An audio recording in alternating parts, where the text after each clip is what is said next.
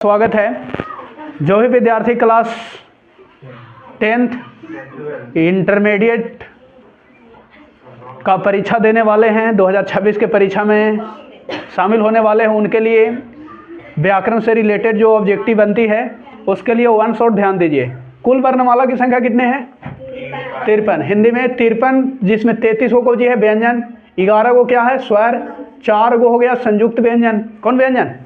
आप देख रहे हैं संयुक्त व्यंजन है, ऐसे बहुत सारे हैं लेकिन मुख्य रूप से क्या गो? 4 गो।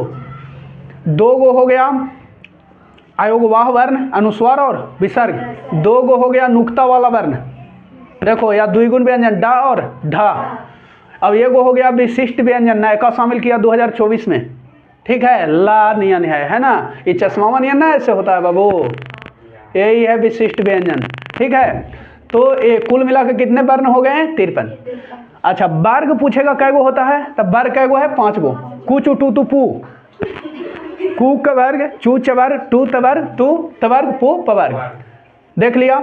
व्यंजन वर्ण 3 प्रकार के होते हैं। स्पर्श व्यंजन जिसको वर्गीय व्यंजन कहते हैं, इनकी संख्या कितना है? 25। अंतःस्थ व्यंजन कै गो है? 4 गो। और ऊष्म व्यंजन कै गो है? 4 गो। जैसे यहाँ स्क्रीन पे शो हो रहा है। स्पर्श व्यंजन 5 गो, एकरा में कवर्ग, चवर, टवर, तवर्ग, पवर्ग। 5, 10, 15, 20, 25। अगर पूछे कि घा कौन वर्ण है, स्पर्श है कि अंतःस्थ की ऊष्म, तो केकरा में? क्योंकि काखा गा घा घा अड़ा चाचा जा झा, यहाँ टठा डढ़ा तथा दधा ना पापा भा। तो आपसे पूछे कि बताइए बा कौन व्यंजन है? स्पर्श व्यंजन हो जाएगा। स्पर्श व्यंजन को मम्मी एगो नाम दिए थे वर्गीय व्यंजन, ठीक है ना। हाँ, अंतःस्थ व्यंजन कै गो है बाबू? 4 गो, या रा ला। क्लियर है बातें? तो आपसे पूछे कि वह कौन व्यंजन है, तो अंतःस्थ। बहुत सुंदर। आगे देखो, उस व्यंजन कै गो? 4 गो, तीनों सा और एगो हा। तो आपसे पूछे कि हा कौन वर्ण है, तो उस व्यंजन है। क्लियर है? हाँ। स्पर्श स्वरों की कुल संख्या कितना है? 11। कौन कौन 11 है? देखो वन शॉट में एकदम, ठीक है। आ ई उ री ए ओ औ। एक चोटी, 2 चोटी, एगो ऊपर एगो नीचे, 2 गो ऊपर एगो नीचे। अयोगवाह वर्ण अनुस्वार और विसर्ग। नुक्ता वर्ण डाढ़ा संयुक्त। विशिष्ट व्यंजन एक हो गया छा। कैसे बनता है छा? छा बनाने के लिए का और मूर्धन्य सा मिलता है तो गोजी बन जाता है, संयोग्य छा।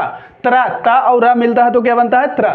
ज्ञा, जा और या मिलता है तो क्या बनता है? ज्ञा। सरा, सा और रा मिलता है तो सरा। विद्यालय वाला धा लिखते हैं ना बाबू, कौजी वाला? विद्यालय वाला धा, यही है धा। ये कौजी है बाबू? धा।